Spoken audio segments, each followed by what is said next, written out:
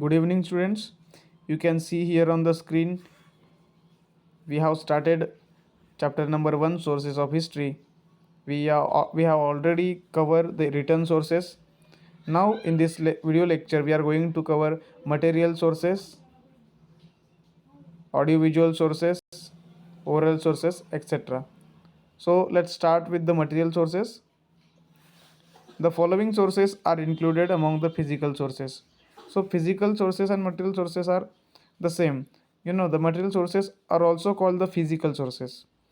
In the material sources there are coins आते हैं, places of worship, तीर्थ क्षेत्र है जो अलग अलग तरीके के, अलग अलग रिलीजन्स के वो आते हैं, मंदिर, मॉस्क, चर्च, गुरुद्वारा, इस तरीके के। थिंग्स इन डेली यूज़ में जो चीज़ें होती है, जैसे कोई चेयर हो गई, वॉच हो गया हमारा, देन योर ग्लास हो गया, कोई पेन हो गया, बुक हो गया, ये सब चीज़ें जो है डेली यूज़ की वो आती है। रॉयल सील्स होते हैं वो भी इसमें आते हैं। ऑर्नामेंट्स आते हैं, जो गहने होते हैं वो आते हैं। म्यूज़ियम्स से हमें बहुत सारी चीज़ें मिलती है। क्लोथिंग है, कपड़े है, मॉडर्न आर्किटेक्चर है, कई बिल्डिंग्स है जो इस पीरियड के दौरान बनाई गई, उससे हमें इंफॉर्मेशन मिलती है। सो एक एक करके हम पढ़ेंगे coins. You can see on your screen the 1 rupee coin. You are all familiar with this coin. You have already used this coin. Okay. So इस कॉइन के दोनों ही बाजू आपको दिखाई दे रही होंगी। तो एक तरफ आपको जो सिंबल दिख रहा है वो there are lions and the Ashok Chakra is there. So this is our national symbol. एक आपको 1 रुपी 1970 ऐसा दिख रहा है। तो कॉइन से इंफॉर्मेशन हमें मिलती है। We can also understand history with the help of coins and the changes in the printing of currency notes. So हमें कॉइन के ज़रिए प्रिंटिंग प्रेस में किस तरीके का बदलाव आया, प्रिंटिंग ऑफ जो करेंसी नोट्स होती है हमारी, कॉइन्स होते हैं, नोट्स होते हैं, उसमें किस तरीके का बदलाव होते गया, ये सब चीज़ें हमें पता चलती है। Reserve bank of India prints the notes जो है वो कौन प्रिंट करता है? तो reserve bank of India. It has its headquarters in Mumbai में उसका मुख्यालय आपको देखने को मिलेगा। The coins from 1950 to those used at present, the metals used for making them, their different shapes, the diversity of subjects on them together help us to understand the important contemporary issues in India. So हमें 1950 से लेकर अब तक जो coin use हो रहे हैं, जो नोट्स यूज़ हो रही हैं, तो उससे क्या पता चलता है कि कौन से मेटल के वो बने हैं, उनका शेप कैसा है, क्योंकि कई कॉइन गोल रहते हैं, कई कॉइन क्या बोल अष्टकोनी रहते हैं। जैसे उसको वहाँ पे आपको दिखेंगे कि 2 रुपये का जो कॉइन होता है वो थोड़ा सा गोल नहीं रहता, तो थोड़ा सा एंगल रहते हैं उस पर। देन 5 का कॉइन है तो वो थोड़ा सा बड़ा रहता है। The diversity of subjects on them, उस पर जो अलग अलग तरीके के सब्जेक्ट्स थीम्स होती है वो आपको देखने को मिल, जैसे 1 रुपये के कॉइन पर आपको क्रॉप्स दिख रहे हैं, तो इस तरीके के और भी हो सकते हैं। नोट्स पे आपको जैसे कि हमारी संसद का फ़ोटो दिखाई पड़ेगा या कोई और भी फ़ोटोज़ वहाँ पे दिखाई पड़ते हैं। और उस समय तत्कालीन कंटेम्प्रेरी इश्यूज़ क्या चल रहे थे उस समय जब वो नोट्स या कॉइन्स छापे गए थे, तब ये भी हमें पता चलता है। Example, coins to convey the message of population control and coins communicating the importance of agriculture and of farmers. कि जैसे पॉपुलेशन कंट्रोल का मैसेज देते हुए हमें कॉइन पर दिखाई देता है। ऐसे भी कोई कॉइन्स है कि जिस पे पॉपुलेशन कंट्रोल करिए, इस तरीके का मैसेज लोगों को देना, ये उनकी आइडिया थी। Coins communicating the importance of agriculture, agriculture कितना इम्पोर्टेंट है या फार्मर्स का कितना महत्व है, इसके लिए कॉइन्स के ऊपर या नोट्स के ऊपर वहाँ पे उस तरीके के पिक्चर्स रहते थे। जैसे यहाँ पे दिखाई दे रहा है कि इससे हमें पता चलता है कि एग्रीकल्चर का इम्पोर्टेंस, यहाँ पे क्रॉप्स का आपको दिख रहा है, कार्विंग यहाँ पे इस कॉइन पे किया हुआ है। देन हमारा अगला जो है source, museums. You all know what is museum. So museum is the place where the old objects are displayed and are preserved. So all states of India have museums that depict the characteristics and display the cultural and social heritage of the state. हर राज्य में museums होते हैं और उस museums में आपको ऐसी cultural और सोशल चीज़ें देखने को मिलेगी कि जिससे हमें उस टाइम की, उस स्टेट की जो भी कल्चरल और सोशल हेरिटेज है, जो भी महत्वपूर्ण बातें हैं वो पता चलती है, वो देखने को मिलती है। They enable us to understand history, और उससे हमें हिस्ट्री समझने को आसानी होती है। Example, the Chhatrapati Shivaji Maharaj museum at Mumbai. तो मुंबई में छत्रपति शिवाजी महाराज म्यूज़ियम है, उसमें कुछ चीज़ें वहाँ पे आपको देखने को मिलेगी। Apart from the government museums, some private collectors also set up their own museums. कि गवर्नमेंट के म्यूजियम्स तो होते ही है, उसके अलावा कुछ प्राइवेट म्यूजियम्स भी होते हैं। कुछ प्राइवेट जो संस्थाएं होती है, लोग होते हैं, वो अपने कुछ स्पेसिफिक सब्जेक्ट्स पे जो चीज़ें हैं वो आपको दिखाती है। कि जैसे कोई ओल्ड वेपन्स हो गए, 50 साल, 100 साल, 200 साल पहले या उससे भी पहले, या जो कुछ भी वेपन्स रहते थे युद्ध में काम आए हुए, तो ये सब चीज़ें वहाँ पे दिखाई पड़ती है। They are based on distinctive subjects, अलग अलग सब्जेक्ट्स पे आपको दिखाई देंगे। एग्जाम्पल, कॉइन्स का भी म्यूज़ियम होता है, नोट्स का म्यूज़ियम होता है, lamps and nut crackers in different shapes, इनका भी आपको ये चीज़ें भी आपको म्यूज़ियम में दिखाई पड़ी। क्रिकेट के इक्विपमेंट्स होते हैं, बैट, बॉल, स्टम्प्स, ये सभी चीज़ें देखने को मिलती है। Oral sources, this sources include folk tales, folk songs, proverbs, ballads and ovies, Marathi versus in the oral tradition.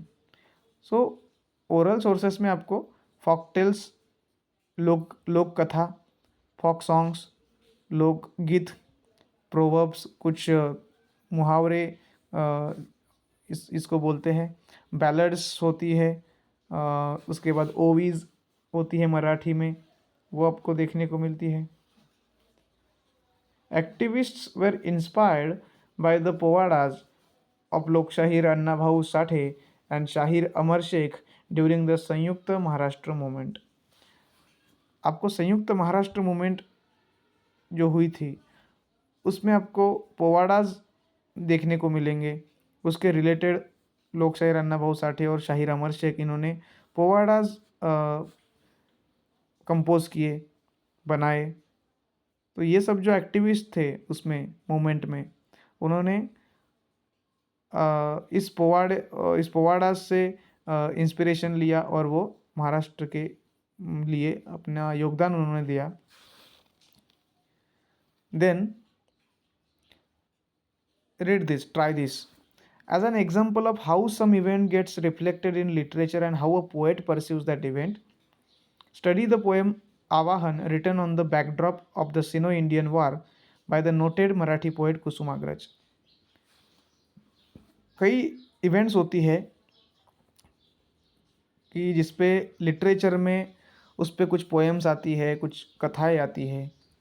जैसे चाइना और इंडिया का वार हुआ था, सिनो इंडियन वार, तो उस पर आवाहन नाम की एक कविता मराठी में, कुसुमाग्रज एक बड़े ही महत्वपूर्ण कवि है, मराठी के, उन्होंने आवाहन नाम की कविता लिखी, पोएम लिखी। So find pieces of literature based on contemporary events. So ऐसे ही कुछ कंटेम्प्रेरी इवेंट्स होंगे, उस तत्कालीन इवेंट जो घटनाएं हुई उस पे ऐसे कुछ आपको पीसेस मिलते हैं क्या, कोई कविता, कोई ऐसी मिलती है क्या पोएम, वो आपको देखना है। Then we come to the audio visual sources.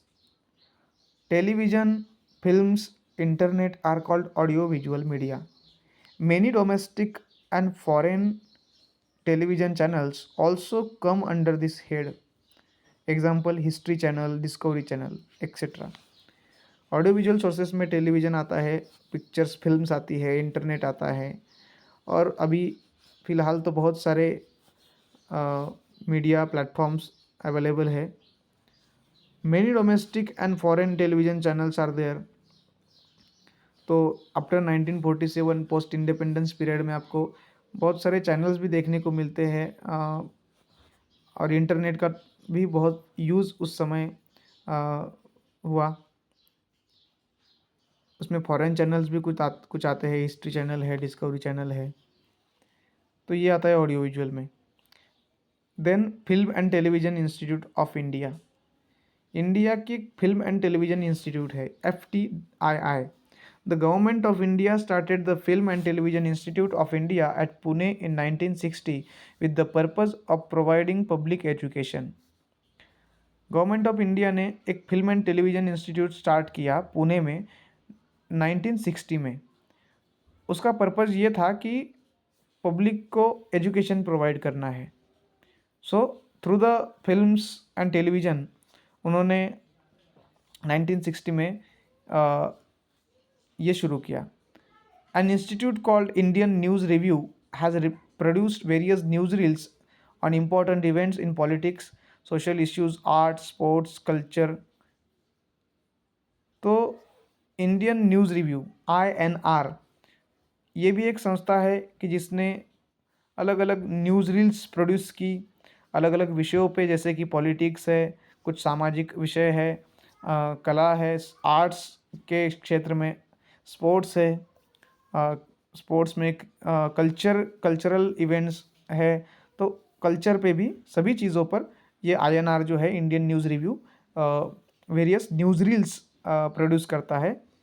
This department has also produce various documentaries on prominent social leaders. अलग अलग सोशल लीडर्स पे डॉक्यूमेंट्रीज भी इन्होंने बनाई है। On people who have made major contributions for the country and about important locations in India. कि country के लिए, देश के लिए जिन्होंने अपना योगदान दिया ऐसे लीडर्स के ऊपर, और उसी के साथ साथ इम्पॉर्टेंट लोकेशंस जो इंडिया में है उसके ऊपर इन्होंने डॉक्यूमेंट्रीज बनाई हुई है। This news releases and documentaries are useful for studying the history of modern India. तो ये जो डॉक्यूमेंट्रीज़ है या ये जो न्यूज़ रिलीजेस है, इससे हमें मॉडर्न इंडिया की हिस्ट्री को स्टडी करने में बहुत यूज़फुल है ये documentaries. So this is the FTII logo, you can see. Now come to the try these. Which films about patriotism do you know of? क्या आपको देशभक्ति से रिलेटेड कौन सी फिल्म्स आपने देखी है या आपको पता है? In your own words, write a review of one such film that you have liked. तो आपको जो फिल्म पसंद है या आपने देखी है उसके ऊपर आपको अपने ही शब्दों में, in your words, own words, उसका रिव्यू लिखना है। रिव्यू यानी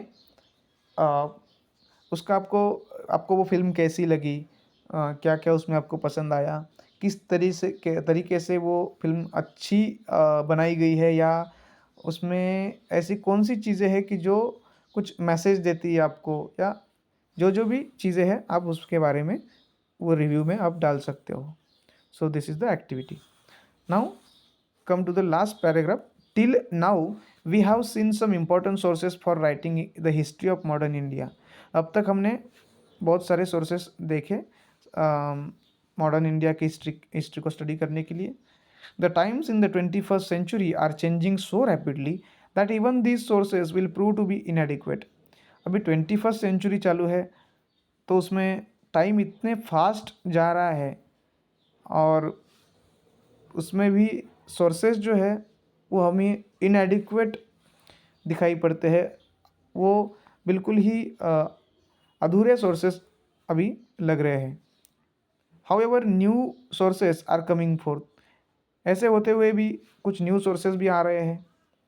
सोशल मीडिया इतना फैल गया है, ये सभी चीज़ें हैं, तो इसमें न्यू सोर्सेज भी ऐड हुए हैं।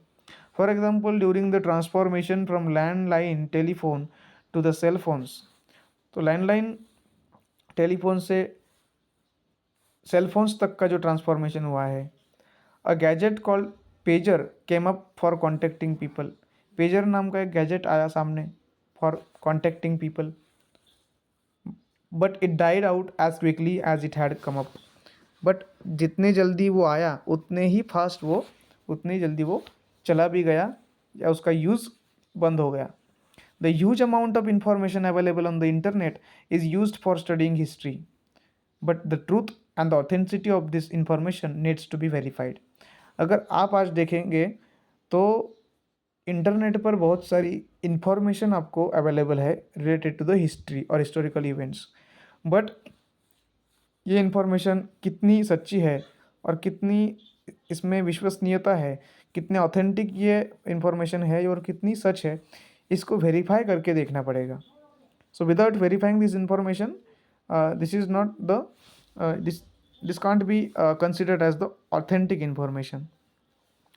Now it has become comparatively easy to study history with all these sources. तो अभी कंपेरेटिवली अगर देखा जाए तो मॉडर्न इंडियन हिस्ट्री स्टडी करना बहुत आसान है इस सभी सोर्सेस के ज़रिए। As this sources are from the contemporary period, they are easily available. So ये जो सोर्सेस है ये भी इन 50 60 70 सालों में ही पाए गए हैं। तो ये हिस्ट्री को स्टडी करना आसान है और ये अवेलेबल भी हो जाते हैं। Since a subject like history touches all the aspects of our lives, efforts for preservation of such resources are made at all levels. जैसे कि हिस्ट्री जैसा सब्जेक्ट जो है तो वो हमारे जीवन के सभी अंगों को स्पर्श करता है, all the aspects of our life, जैसे कि कल्चर है, स्पोर्ट्स है, टेक्नोलॉजी है, रिलीजियन है, almost everything is covered in the history. So this is our duty to preserve this sources. तो इन सोर्सेस को प्रिजर्व करके रखना हमारा एक कर्तव्य बनता है, हमें प्रयास करने चाहिए। सभी लेवल्स पे हमें प्रयास करने चाहिए कि ये प्रिजर्वेशन उसका कैसे हो। We should also contribute to this effort, और हमें इसमें अपना योगदान देना चाहिए। So we have ended our chapter number 1, sources of history, which was very interesting. So thank you. In the next lecture we will discuss about the question answers about this chapter.